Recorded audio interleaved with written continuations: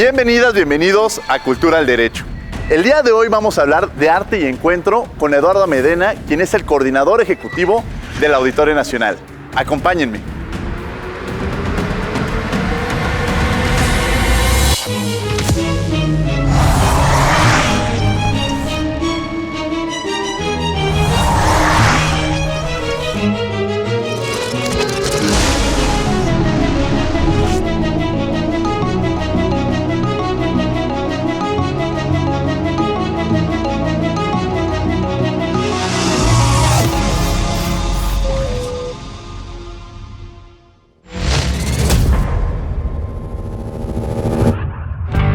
Y bueno, ya estamos en este espacio maravilloso que es el Auditorio Nacional, como ya se los habíamos comentado, y estamos precisamente con su coordinador ejecutivo, Eduardo Medena. Eduardo, bienvenido a Cultura del Derecho, qué placer tenerte. Bienvenidos a ustedes a su casa y muchas gracias por la oportunidad de platicar contigo en tu auditorio y pues estamos a sus órdenes. Muchas gracias, Eduardo. Bueno, pues la verdad es que desde la entrada uno se impresiona con lo que representa el Auditorio Nacional. Uno pasa a veces por Reforma, lo ve. ¿Qué es este espacio tan maravilloso y cuál es su objetivo? Bueno, el Auditorio Nacional como tal nace hace aproximadamente 70 años y fue renovado, fue reestructurado en 1990, al principio de los 90s, con una gran obra arquitectónica que, respetando pues, la estructura que había, una estructura metálica muy innovadora para su tiempo, pudieron los dos arquitectos encargados de este rediseño arquitectónico, Teodoro González de León y Abraham Sabludowski, modernizarlo de tal manera que se convirtió en un ícono al poco tiempo y satisfizo una necesidad importante de la Ciudad de México, tener un recinto moderno, actualizado tecnológicamente, que diera albergue a los espectáculos en vivo, que ya en esos años pues tenían muchísima demanda y que pues se realizaban o al aire libre, como en estadios, en el propio Estadio Azteca, en el Foro Sol, en iniciaciones deportivas.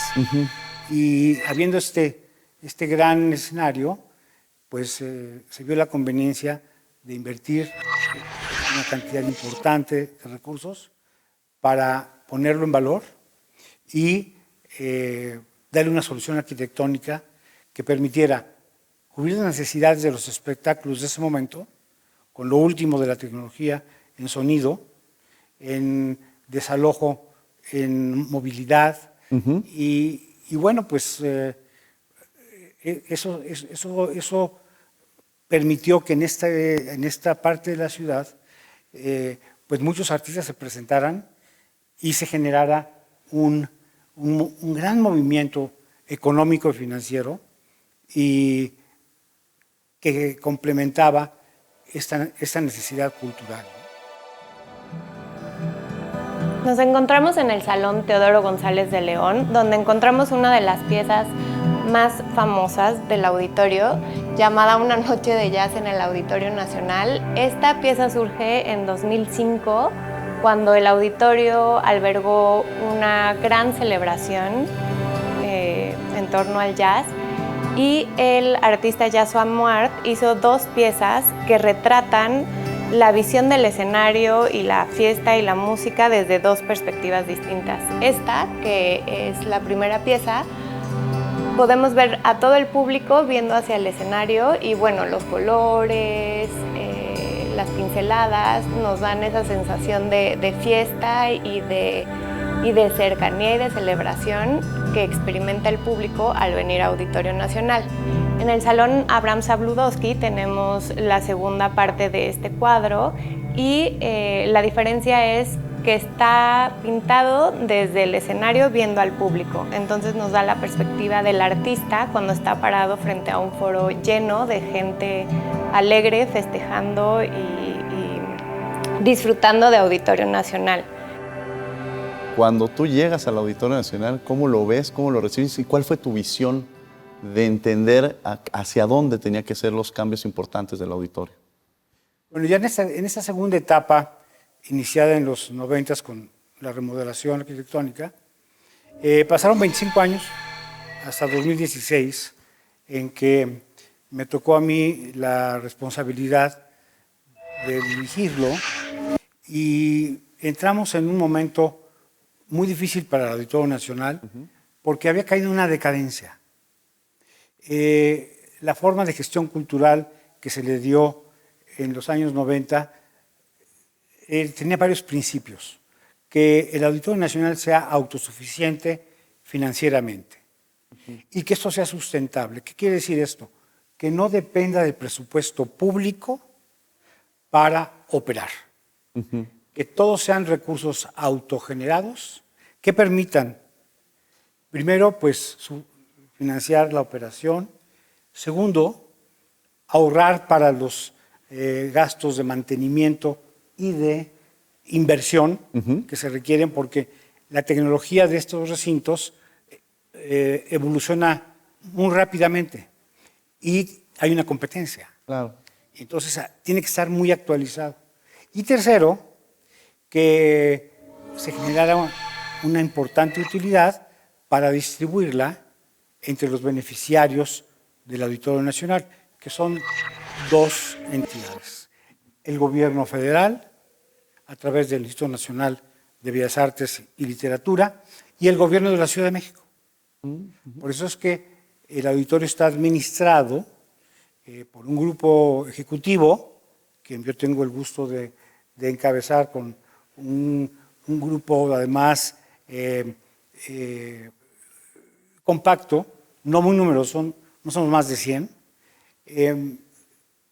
y tenemos un órgano de gobierno, por decirlo así, una cuestión similar a un consejo de administración, integrado por 15 miembros, 5 del sector público federal cultural, 5 por el gobierno de la Ciudad de México y 5 del sector privado.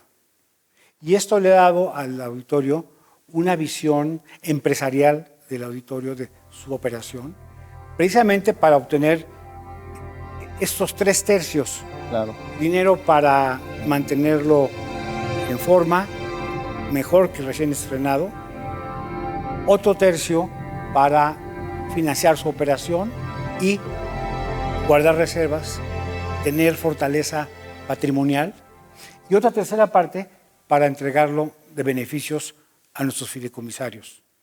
Interesante modelo que nos planteas, porque esto le permite tener las posibilidades de lo que hoy conocemos como el Auditorio Nacional y de ser un modelo exitoso que podría ser de alguna manera repetido en muchos otros aspectos, ¿no? Así es. Y volviendo a la estación cuando llegamos, sí estaba en decadencia porque se habían, con el paso del tiempo, por decirlo de alguna manera, oxidado un poco estos principios y realizamos un diagnóstico de inmediato y nos percatamos que la infraestructura estaba en deterioro, que ya había cumplido su ciclo, que había que modernizarla, ponerla en valor, y no era una tarea nada más cosmética, era de fondo. O sea, todo requería muchísimo dinero. Y en ese momento tomamos la decisión, con la aprobación del comité, por supuesto, de iniciar un replanteamiento de los ingresos. Analizamos si realmente los ingresos eran justos y si había posibilidad de identificar otras fuentes de ingreso. Y nos dimos cuenta que sí teníamos contratos, sobre todo con nuestros promotores, que son los que traen los artistas fundamentalmente. Teníamos que revisar nuestros ingresos propios de algunos eventos que organizamos directamente, que son de corte clásico, cultural, preponderantemente cumpliendo una función de política cultural. Y también nos dimos cuenta que podíamos invertir mejor nuestros recursos líquidos. O sea, vimos que había muchas oportunidades desperdiciadas. Una de las innovaciones que tenemos en el auditorio, que es la iluminación de la sala. Esta iluminación está conformada por 250 luminarias robotizadas con cambio de colores y con características especiales de luz que podemos incorporar a los conciertos o podemos manipular la temperatura, colores, ambientes para generar una sensación más cálida o más fría y generar emociones a todo nuestro público que nos asiste a ver y se pueda sentir involucrado en la parte del concierto o en la parte del evento que tengamos a realizar en esos momentos. En los costados de la sala tenemos las pantallas principales del auditorio, pero en la parte de atrás están las flautas del órgano monumental, en las cuales hicimos un preparado para poder levantar las pantallas y poder abrir unas cortinas que nos ayudan para descubrir las flautas y poder tener conciertos de órgano en cualquier momento que sea disponible para el auditorio. Quiero platicarles ahora de las pantallas de circuito cerrado en el interior del auditorio. Estas pantallas son de nueva generación, con una resolución de 2K. Esto mejora la calidad de las imágenes para que el público pueda percibirlo mucho más cerca y no se sientan tan alejados del artista cuando están en el interior de la sala. Como último, quiero platicarles de las innovaciones que hicimos en el interior del Auditorio Nacional y esta corresponde al audio. Sustituimos 144 bocinas. Estas bocinas están distribuidas en el interior de la sala en forma de estéreo y una de las características principales es la potencia que tiene el sonido, pero principalmente la claridad de cada uno del sonido. Esto con la finalidad de que el público pueda percibir exactamente a su artista favorito, claramente y con una potencia inigual.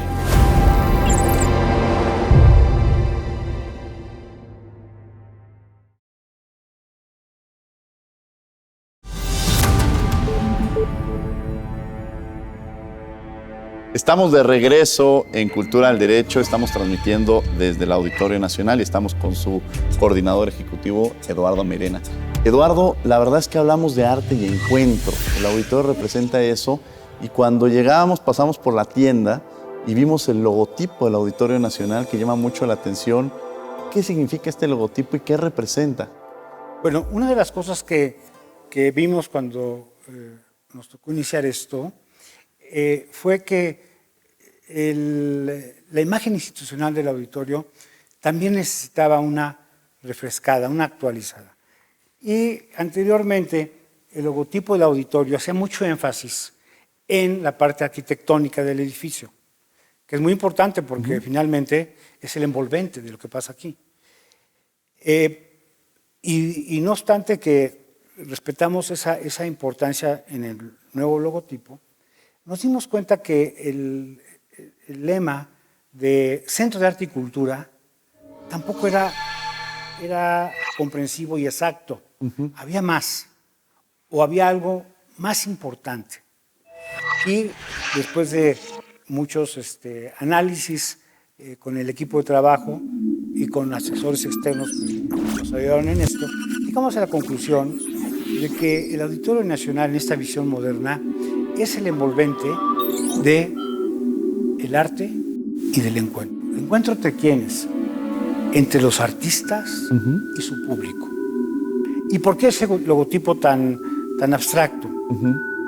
Respetamos el diseño arquitectónico con 3 líneas solamente y en grande. Y de manera interior, lo mismo pero al revés, en mucho más pequeño.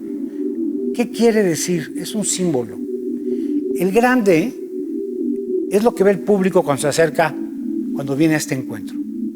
Y el chico es cómo ve a esa arquitectura el artista desde el escenario. Interesante. Entonces, simboliza las dos. Sí, claro. Simboliza esa unión, esa comunión, que tiene toques de gran emocionalidad, tengamos o no tengamos preferencia por ese artista. Es impresionante que cuando el auditorio se llena, esto es una vitalidad que nada más yo había visto antes en el fútbol o en los toros, ¿no? Ahora uno entra y piensa que dentro del Auditorio Nacional o venimos a ver conciertos, venimos a escuchar, a ver conciertos, pero dentro del Auditorio Nacional hay una gama importante de obras de arte, como ya lo mencionaba con el Duende. Platícanos de estas obras que tiene el Auditorio Nacional y que seguramente muchos que nos están viendo se van a sorprender de la grandeza que tienen en este espacio. Desde su reinauguración se tomó como uno de las políticas convenientes de enriquecer la arquitectura con obras de arte. Yo pienso que la primera fue el telón de las Días de Tamayo. Es un telón hecho a mano en Japón, a base de seda y es una obra fantástica. Me tocó a mí intervenir en la importación. Yo era miembro del comité en aquel momento y empezaron a generarse oportunidades para comprar obra de mucha calidad. De mucha calidad y no obra efímera, sino obra que se adhiriera al inmueble y que formara parte de la historia del auditorio. Y así tuvimos que la Luna de Soriano, el teorema de Felgueres, el escenario de Vicente Rojo, el Duende de Paloma Torres, Jazzamuart, que es una gente muy cercana a la música, en particular al jazz. Desde el principio de esta segunda etapa del auditorio, pintó un mural de gran formato que estaba aquí. Nada más que tenía 5 partes y nada más cupieron aquí 4. La otra estaba por allá colgada en una pared muy precariamente y el de aquí estaba desgraciadamente deteriorándose porque no tenía una instalación museística como el que tiene ahora el Duende de Paloma Torres, un mural escultórico, no del tamaño del de Jazzamuart, sino más acorde con las dimensiones del lugar, y nos propuso un domi donde ella lo que hace es inspirarse en la temática del auditorio, que es la música. Estas cuerdas pues hacen ver como que un piano o una guitarra, cuerdas de violín, no sé, y además tiene partituras incrustadas. Si ustedes se fijan, tiene partituras de óperas, de piano, en fin, y pues nos encantó la idea y se le puso el duende, porque el duende es lo que llena el Auditorio Nacional.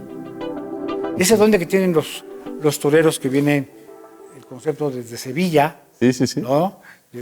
Es un concepto muy gitano del flamenco, que es una cuestión que filósofos como García Lorca, como Goethe, lo han investigado, porque es un fenómeno que no se da siempre.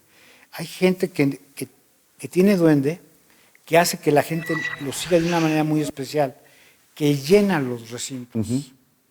Y por eso lo pusimos aquí, porque ningún artista que no llene se aventura a presentarse en el auditorio. Es el enorme reto presentarse en el Auditorio Nacional, es la graduación de todo artista, la culminación de todo artista, ¿no? Exactamente. Nos encontramos ante una de las obras consentidas del Auditorio Nacional. Es el Festín de los Yaceros. Se trata de un biombo monumental que cuando recién estaba estrenado el Auditorio Nacional en 1992, el autor de esta obra, Jazzamuart, fue convocado a pintar una escenografía para que Jazzamuart pudiera darle esa pincelada de color y ese toque especial a uno de los festivales de jazz más recordados.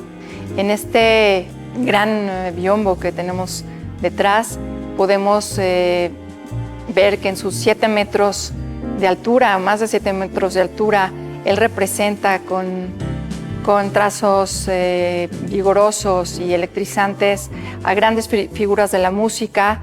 Tenemos también que este espacio fue especialmente reacondicionado con un proyecto museográfico que está dotado de una iluminación museográfica dedicada especialmente a esta obra y que aviva uno de los rincones y en el que era preciso y era imprescindible poner en valor una obra de esta trascendencia y que, bueno, realmente es un baluarte del patrimonio artístico del Auditorio Nacional, haciendo de este recinto un lugar de arte y encuentro. Tenemos esta parte del arte y encuentro y dentro del Auditorio Nacional hay una pluralidad, porque este encuentro parecería que arropa a diversos pensamientos, a diversos artistas. ¿Qué artistas se han presentado, por poner algunos ejemplos, don Eduardo, aquí en el auditorio? Bueno, tenemos toda la gama que nos permite afirmar que en el Auditorio Nacional se pueden presentar todos y se puede presentar cualquier cosa. Todos los géneros y cualquier espectáculo, por ambicioso y espectacular se requiera. Pongo un ejemplo.